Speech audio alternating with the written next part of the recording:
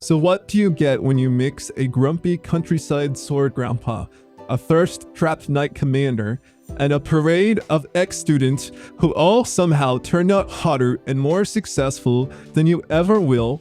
That's right, the first episode of From Old Country Bumpkin to Master Swordsman, aka my students are doing better than me and my dad wants grandkids.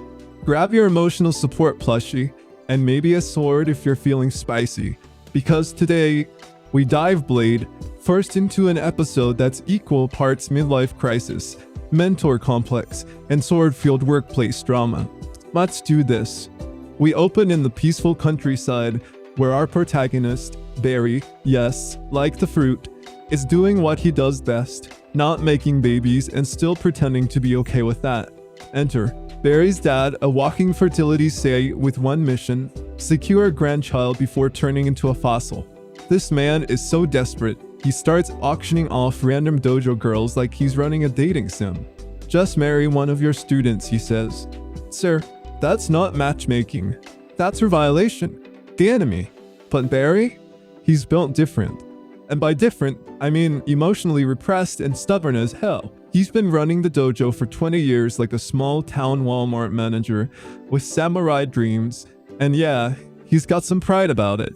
His students? Thriving. His love life? In shambles. His hairline? Surviving, but barely. Papa Grandbaby is back at it during dinner. Tag, teaming with Mom, who stays conveniently neutral like a true queen. But wait, plot twist, knock on the door. It's Citrus, Barry's ex-student turned knight commander and full-time weapons of mass distraction. She rolls in like a side character who's way too over-designed for a cameo and drops a bone. Hey, I pulled strings and now you're a royal instructor. Also, the king sealed it. Also, the military might execute your family if you say no. Marry her. Citrus blushes indefinitely, not joking. You can feel the romantic tension crackling like a cursed toaster. And of course, he goes with her. Because if anime has taught us one thing, it's that the path of least resistance always includes its thunder with a sword. Barry's having an existential road trip moment when he sees Citrus's sword, a janky old piece he gave her as a student. He tries to roast it. The next day, Citrus introduces Barry to the elite squad like he's the GOAT, which is a hard sell when the man looks like he just came from yelling at kids to get off his lawn. Some are impressed. Most are like, who brought their grandpa? But things escalate when Kuruni shows up, yet another ex-student turned hot knight. She's thrilled. He's confused. And you know what that means. It's time for another episode of Who's That Student? Kuruni trained for 2 years and fulfilled her childhood dream. Barry's proud. We're all proud.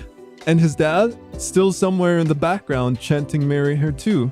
Barry runs into Rendezvous. Yes, that's a name. Another graduate now married with a kid.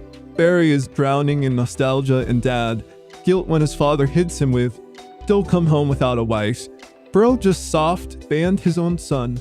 Also, surprise, Rendezvous is now taking over the dojo, leaving Barry stuck in the capital whether he likes it or not. Dad planned this whole arc like a villain in a rom-com. Honestly, respect. Citrus offers Barry a place to stay. With her. But hold on, another challenger appears. Serena, yet another old student, now a black rank adventurer with enough attitude to vaporize a room. She sees Barry and loses her mind because he's the Barry who raised her like a stray puppy and taught her how to hold a sword. She's grateful. She's unhinged. She's ready to body Citrus in the middle of the street. The two of them start fighting over who gets to provide Barry with low-rent housing. And Barry? He's just wondering where his life went so wrong, or so right, depending on your genre preference. Next day, Barry is about to start class when Trot, the vice commander and professional hater, challenges him to a duel. This man has the energy of a gym bro who got benched once and never recovered. He talks smack. He questions Barry's talent. Barry, smiling while dodging everything like a chill murder uncle. Drops special move, shatter his opponent's sword. But Barry disappears, only to reappear behind him like a glitch in the Matrix and end the fight in one hit. Trot Shocked. Everyone else gasping. Citrus. Swooning. Theory. Wondering if this counts as cardio. That night, there's a party for the new instructor. Juice is flowing. Praise is flying. Even Rat, another knight with a ridiculous name, turns into Barry's biggest fan. Citrus and Rat both praise him like it's a eulogy. Meanwhile, Barry's dad is at home giving evil mastermind vibes and congratulating Rendezvous for stealing his son's dojo. So yeah, the old man played the long game. And that's the origin story of how a humble bumpkin swordsman got roped into teaching spoiled noble brats, fending off thirsty ex-students, and being the unwilling protagonist of a reverse harem setup wrapped in a sword, fighting enemy. Will Barry survive the capital? Will he ever find love, peace, or privacy?